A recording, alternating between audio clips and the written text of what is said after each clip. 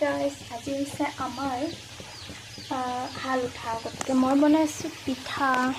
এয়া ৰোৱনীৰ কাৰণে তো আজিৰ পৰা আৰু খতম আমাৰ খেতি মানে ভুই ৰোৱাহে হ'ব আজিৰ পৰা তো সেইকাৰণে এতিয়া মই বনাইছোঁ পিঠা তাৰপিছত আমি আহি পালোঁ ডাইৰেক্ট পথাৰ সেয়া এইখন হ'ল আমাৰ পথাৰ এয়া হ'ল মোৰ বা মাহীৰ ছোৱালী আৰু এইফালে আমাৰ ৰোৱনীখিনি ৰোৱাত লাগিলে দেই বহুত খৰখৰী ৰোৱনী আকৌ ৰৈ নাথাকে তাৰপিছত মই অকণ ভিডিঅ' বনাই ল'লোঁ আৰু তাৰপিছত ময়ো লাগিম বাৰু কামত ময়ো অকণ ৰুম আৰু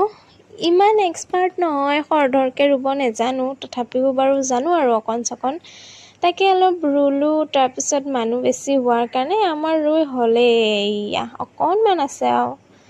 তাৰপিছত ৰোৱা হোৱাৰ পিছত সকলোৱে ওচৰতে এটা দং আছিলে দং মানে এনেকৈ পানী চানী আহে যে তেনেকুৱা আৰু আমি দং বুলি কওঁ তাতে গা পা ধুলে মুখ হাত ধুলে